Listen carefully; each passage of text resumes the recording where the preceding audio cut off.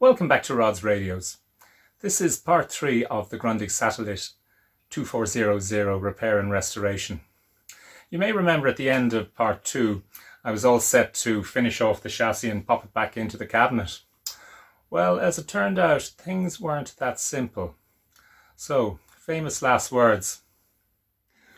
Well, I thought I had this sorted, but in fact I haven't, because there is still a problem in the channel that I replaced the output chip, and at the moment I have the scope connected up to the output, the loudspeakers, and you can see a marked difference. There's no signal going through at this stage, but there's a marked difference between the channel, the yellow channel and the purple channel.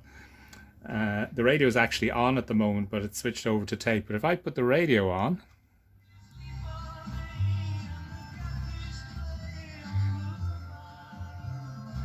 you can see this huge difference between one channel and the other. Audibly, it doesn't sound too bad, but it clips and distorts at any sort of high volume. So if I turn up the volume, it distorts quite badly. So back to the drawing board.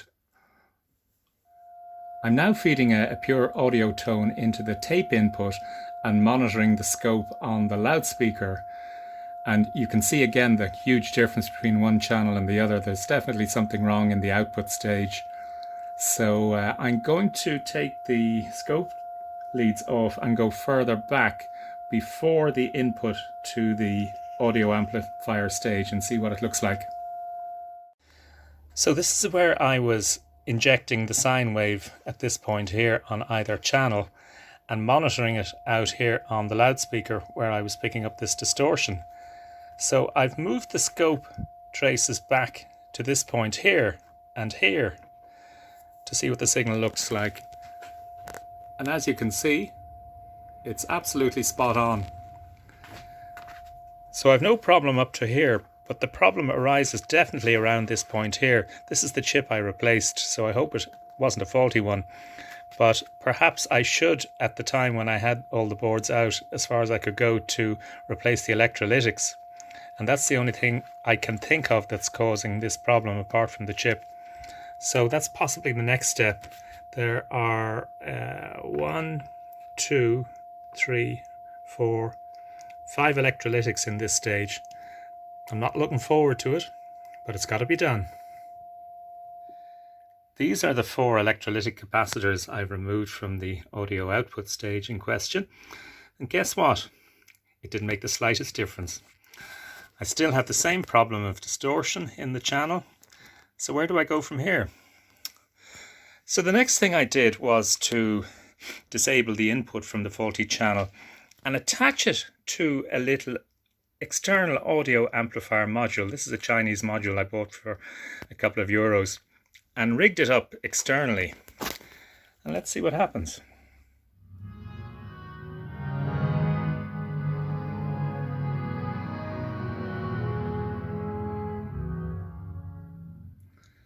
Perfect. So the temptation was to utilize this audio module and fit it into the radio in lieu of the faulty output stage. But there was a couple of problems here.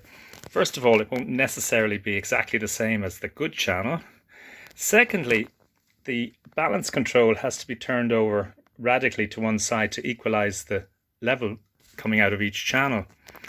And thirdly, within the circuit here, there is a connection that I wasn't able to get at with this little module that joins the 2 channels together with a potentiometer, and this is labeled as basis bright, and it's something to do with the width of the stereo effect. So it's like a stereo wide control, which wouldn't come into being if I use that little module.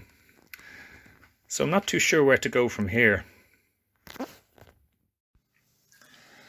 While the electrolytic capacitors were being removed for replacement earlier on, I was able to see evidence of corrosion that's taken place on the printed panel. And as you can see here in the black circled area, there was a brown paper circular sticker in the middle. On either side, there was definite evidence of corrosion in the form of green verdigris. and the battery compartment had obviously leaked at some stage, and this in fact was what was causing the absence of any signal from the channel in the first place, as I diagnosed earlier. But having replaced all the capacitors and the chip, I still have this problem with distortion in the faulty channel.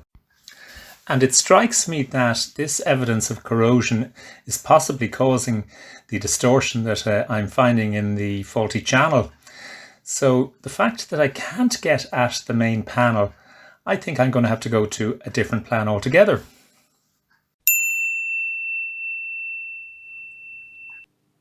So I've given this problem a little bit of thought and come up with plan B.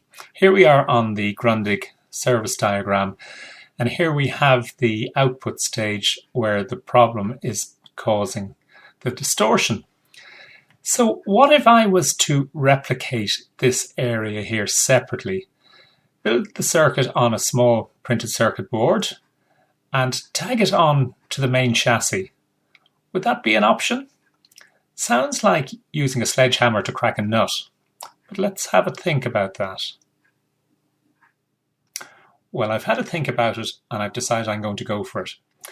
And here we are in a program called Easy EDA. You can download this from the net and it operates in the cloud.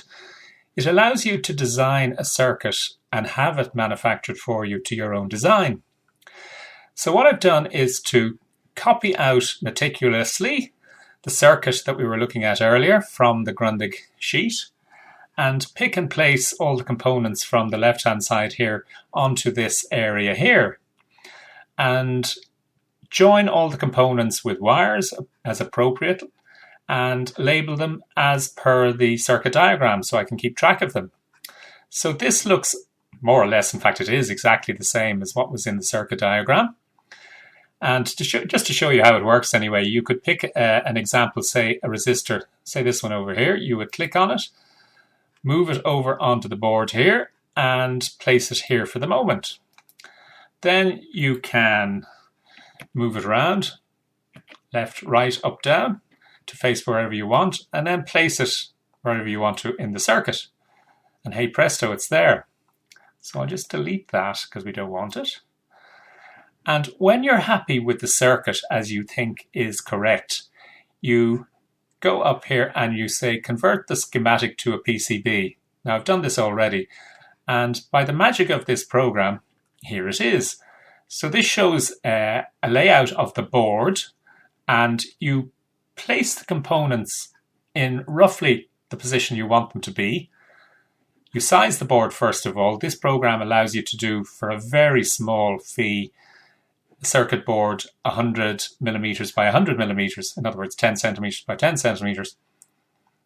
And this is adequate for what I want here. It's more than adequate. In fact, I think the size of this is about 70 by 65 millimeters. So I've placed the components where I want them to be, more or less, and then you go up here and you ask it to auto route, and it works out the best way to place the printed circuit in two layers. You can see a blue layer on the top and a red layer underneath, and you can check that you're happy with the circuit, that all the wires are going in the correct position. And you can even go up here and choose, say, a 3D view, which I'll show you. And here we have the 3D view, and you can move the board around and check the front and the back and the sides, and it approximates what your board is going to look like. And when you're happy with that and you think everything is okay, you go up to the fabrication. And this allows you to create the Gerber files, which will now be sent off to a company. I have to actually save this before I go to this next stage. So I go off to the fabrication again and press this, and it says generate the Gerber files. And here we are on the more or less end stage where you are going to order this board from a company called JLC PCB. And as you can see, it costs a minimal amount, $4 American in this case. Even though the minimum board quantity is 5, I only need 1. But here you can see more or less what the board is going to look like. So I'm going to order this now, and I will come back in a few weeks' time, because it'll take that long to get it over from China. This is where the company's based. and we'll see how we get on from there. But in the meantime, I've plenty more work to do on this in terms of the buttons on the front. So I'm going to get on to that as the next stage.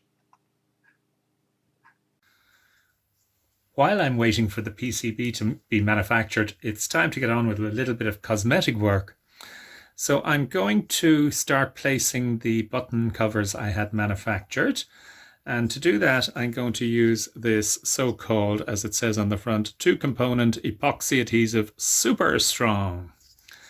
So I'll mix up a little bit of that for each button and place them one at a time on the broken parts that were previously there. So let's get on with it.